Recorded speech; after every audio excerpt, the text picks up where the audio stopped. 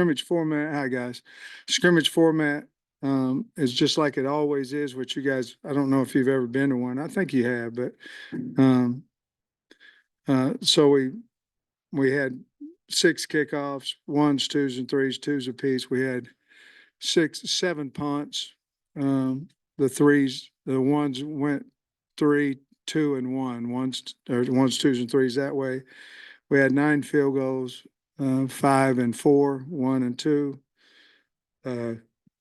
We start the scrimmage 1-0 versus 2D, then the 1D versus 2-0, then the threes and threes. The next series is 1 versus 1, 2 versus 2, 3 versus 3. Then we had a third down, 8-rep third down situational scrimmage where it's good on good, ones and twos. Then we went to red area, and that's good on good, ones, twos, and threes. And then we went to low red, good on good, ones, twos, and threes. And then we had a 2-minute situation, 42 seconds, one timeout, minus 44. And that was with the ones and twos. The ones did not convert that. The twos did. I think Kyle just told you about Shipley's 51-yard field goal there to win the game at the end for the offense. So I thought the offense started extremely fast. Ones and two offense started extremely fast. Defense won a lot of situations. I felt like they came back in the second half. I talked to the team after the game. We got to figure out on offense how to finish the game, and on defense we got to figure out how to start the game, because we weren't very good defensively at the beginning, and we were a lot better. Thought our run defense was a lot better after the beginning of the first two series by the ones and the twos. But I thought Taylor Green was on point. I'm very, very pleased with Singleton. He's playing well there with the twos. And quarterback wise, I thought we had a really good day. And they've got great leadership of the team, of the offense. And so to be honest with you, is very few penalties. I don't think the offense had but an illegal procedure until late in the scrimmage. I think the first one there was with the threes. Very clean there. We had about 3 PIs defensively, which in this, I don't want to make a mountain out of a molehill. We'll have to get it better, but you're talking about first team, second team, and third team playing. So overall, I thought our penalties were good. We had SEC officials, ones that have done 4 of our games, their entire crew here. So that really, really is going to help us. We're 3 weeks out from today, and that's really going to help us with those officials. And I told them to call it just like they see it.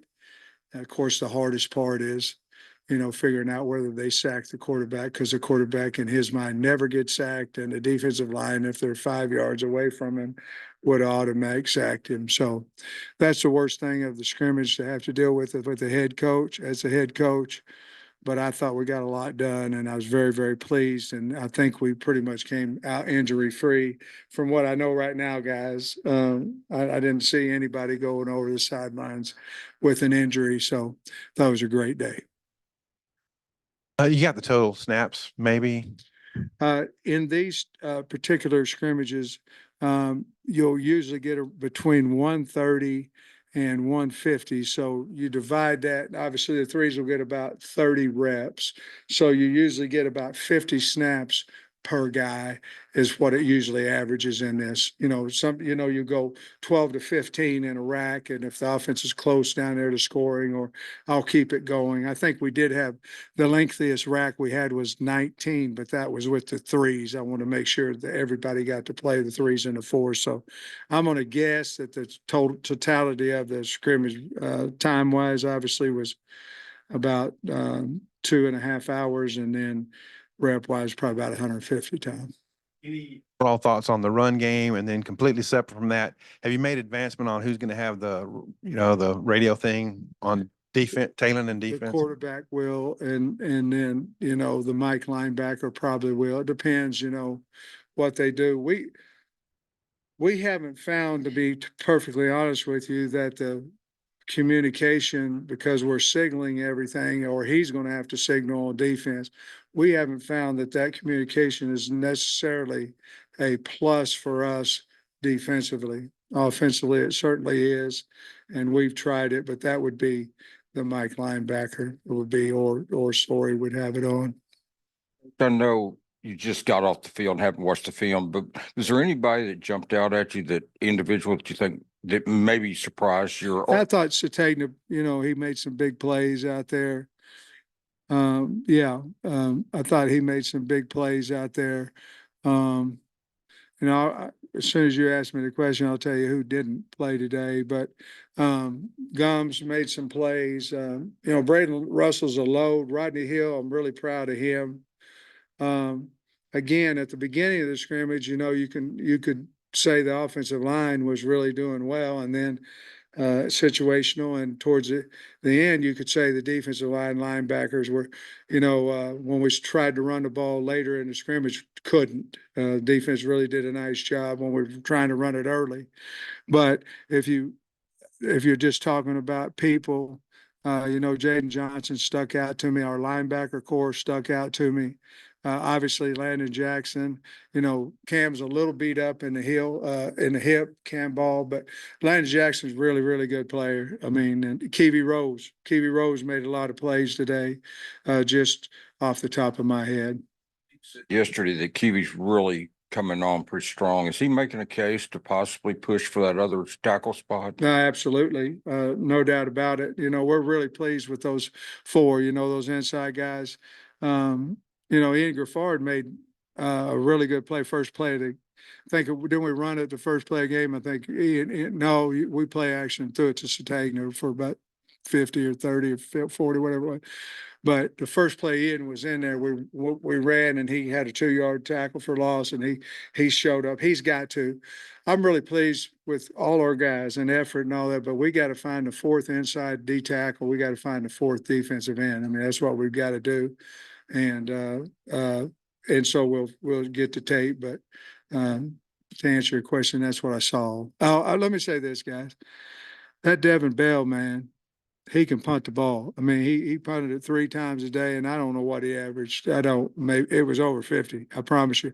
And every one of them was a fair catch. I mean, the guy, well, one of them he kicked out of bounds, but it was 50-something yards out of bounds. And then the other 2 were fair catch. He's had a phenomenal camp. Anybody get held out or limited today? Yeah, I can just go down. I was anticipating this. Pat Kuda's got a back, so we're resting it. We've rested it for a few days. We feel like we'll get him back. I'm not positive. It may be another week. It may be another week and a half, but we feel good that we're going to get him back. Joffrey Brown, we held him today. That was us. He's had some knee surgeries and things, and we've been holding him some in practice as well. So that was a neat deal. Luke Brown is going to have a trim on his cartilage that he had worked on before. So that was 2 days ago. John Hill, Luke has, Anton Junekaj, and Marquise Robinson are out with concussions, and they've all been out different times. So depending on when they get back, I think Anton was the first one, so I anticipate him being back this coming week. Cuddy or Marquise would be the next one, and then Luke's was just recent, and John Hills was just recent. Rashad Dubinion didn't play today because of a knee swelling on his knee. Jaquinda Jackson has his mild ankle sprain. Tyrone Broden, we didn't play him today from turf toe. I imagine some of these guys will be back tomorrow, but we just held them today. Dylan has a back. He'll probably be back tomorrow as well. Jaheim Singletary's got a hamstring, and Vito's got a pull growing muscle. Obviously, we know he's a kicker, so we held him. I don't have any. The longest one that I think is going to be out is Luke Brown, because he's going to have to be out for a couple of weeks. But the rest of these guys will be back. I think if we forced half of that group to play today, I think they could have. Did I miss Armstrong? Yeah. Armstrong's got a slight hamstring too. I think they could have played if we pushed them. You know, when I was in high school, I had a hamstring and I had a groin, and I don't know if I'd have got out of the way of that damn guy hit me in front of my knee or not, but we didn't play anybody today. We're trying to get better today, and we felt like as a staff that it'd be better to hold these kids, get them back healthy. And then because we still have another scrimmage and some other live reps going on. So we decided to do that. It doesn't sound like many long-term injuries, No, but none of these guys are long term. I'm not worried about any of those guys. And I'll be honest with you, Trey, sometimes in these first scrimmages, you can hold guys a little bit if they're a little not bumped, but if they're, you know, there's some ligament problems that could magnify because of the portal. You gotta look at guys, and it's really good. You know, you don't want to put a guy in that's a 2 that you're looking at the first time against the ones in a live situation. So we looked at it as much as we could as a positive, and I felt like we came out of the scrimmage that way. you mentioned Braylon just a little bit. What has he Yeah. done that you have been impressed with, and where do you think his ceiling is maybe this year? Well, he's going to help us. I mean, he's going to be in the rotation. He's going to help us. He's a good player. He's a hard runner, but he's also faster than what you might think, and he's got a bad to the bone stiff arm. I mean, he's really good with that, and his consistency of hitting the hole hard is what he's got to improve on, and he knows that. He won't be disappointed that I said that. He knows that if he does that, he's going to become a really, really good football player, really good back. We heard the kicking statistics, but just after we've talked a lot about them struggling to kick in the stadium, do you feel like that's gotten better? Man, you know, 8 for 9 today from different places on the field, different. I'm so proud of those guys. I'm proud of Shipley now. I mean, he struggled, you know, last year, not anytime, just in the scrimmages, you know, but to come in there and hit a 51-yarder when the game's on the line today was big, and obviously Scott, or excuse me, you're Kyle, right? Kyle had told you about the other ones, and none of them were just. We had one extra point, but then I just kept moving. I moved it everywhere because I know they can make extra point. I wanted to see if they could make other distances, and was really proud of all those guys. They you know, competition in anything really helps, and that's what we have, and it's been really, really fun to watch. You said Malachi has been playing well. Just where do you feel like the competition's at with him and KJ?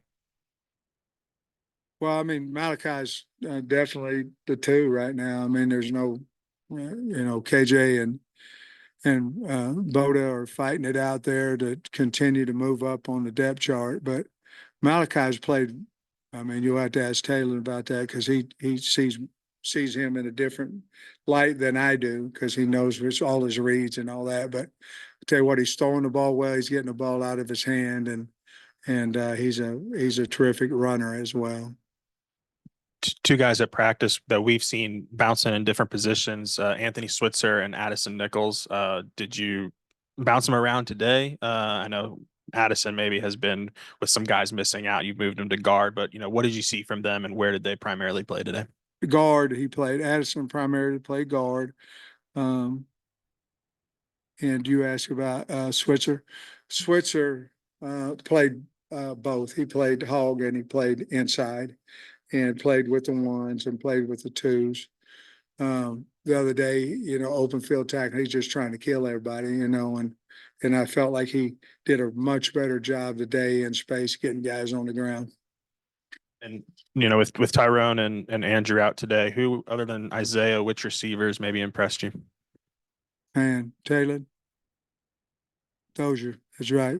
Dozier made some big catches. He catch a couple touchdowns, maybe. Made some big catches in there, and 82.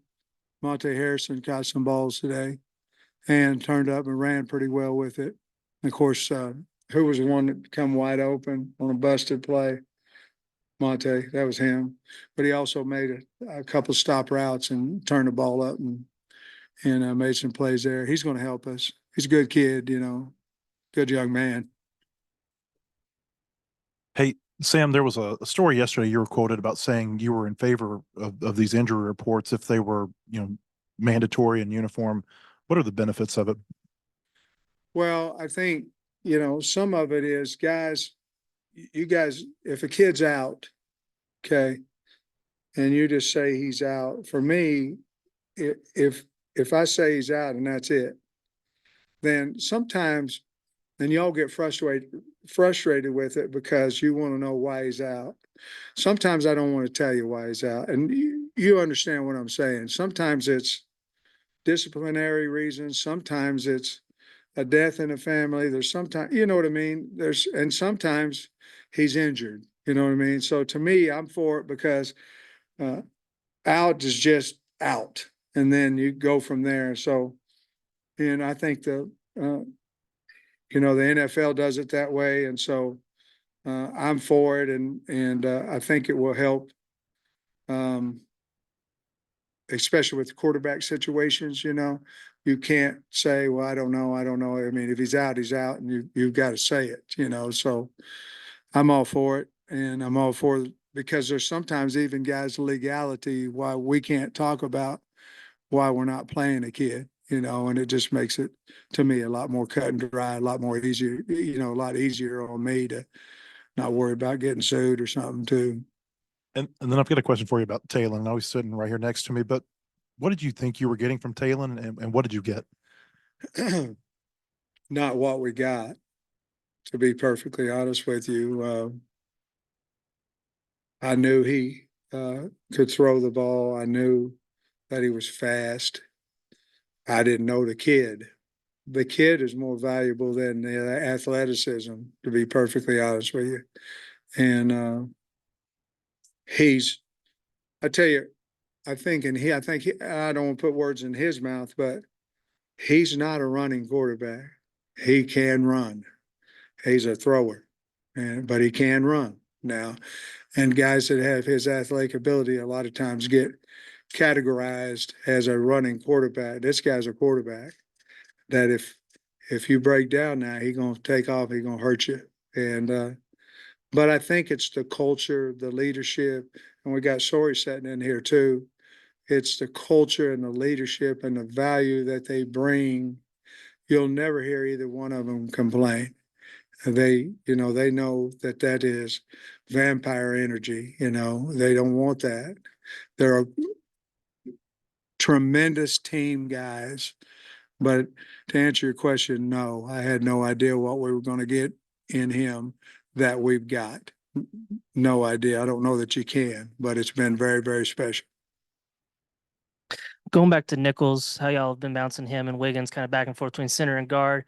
Have you determined like maybe Nichols is better at guard when Wiggins is at center, or is that still kind of like a work in progress, kind of figuring that I out? think if we started right now, fair question. I think if we started right now, it would be Nichols at guard and Wiggins at center.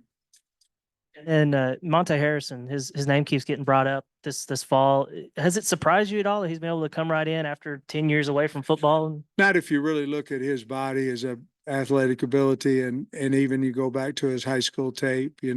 Again, you got to look at the kid after that. I mean, talent.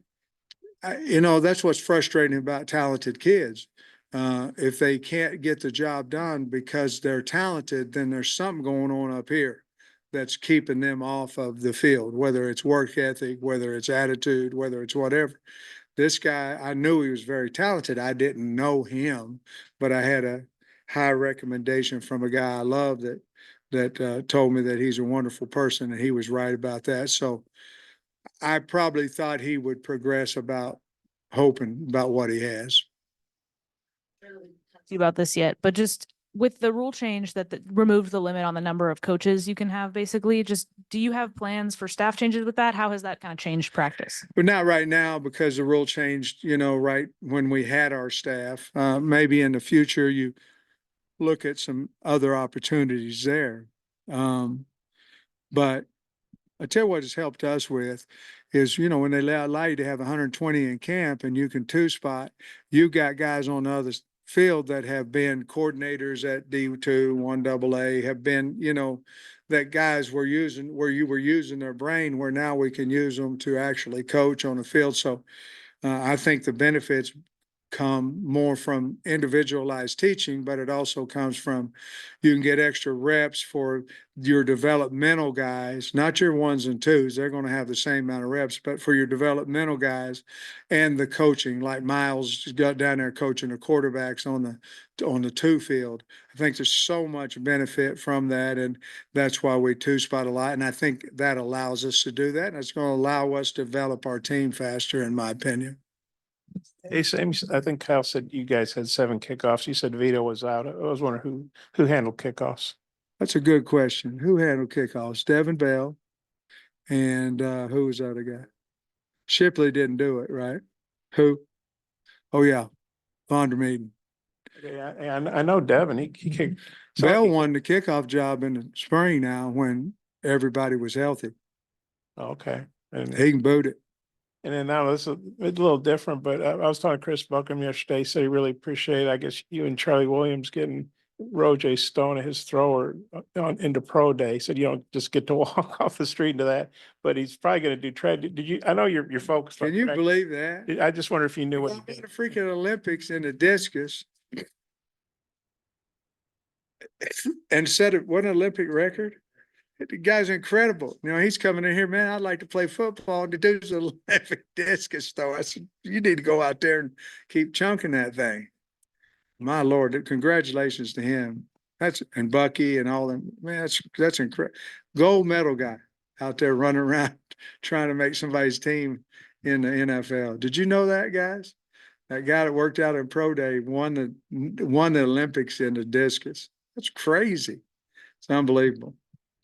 Coach, there's some optimism around the program from a lot of people, I think, including you, but how much is Bobby Petrino contributed to that optimism? I mean, Well, I think he was automatic bringing optimism to the program when we hired him, you know, because of the success he had here as a head coach.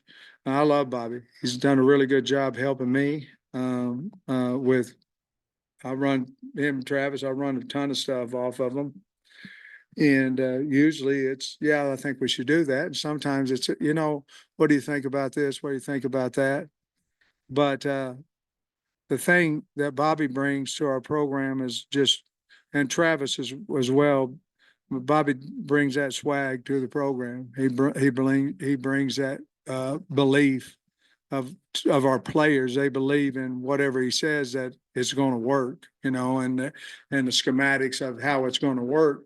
They believe that he knows all the answers for that. And there's a lot to be said about that when you're coaching kids and they're not questioning how you're coaching them. They're going, if he tells me something and I do it like he says with my athletic ability and my mind, it's going to work. And I think that he has a very unique way with people. And I think, I think Taylor could probably answer it better than me, but that's how I feel the kids see him. Yeah, did you change your access policy for high school coaches this year, this camp? I don't think so. We just closed everything down and then I'll have a guy maybe that has a player in here and that call me, and I've never said they can't come. Closed is closed, and then somebody will call me and we'll certainly let them come to practice. All right, guys.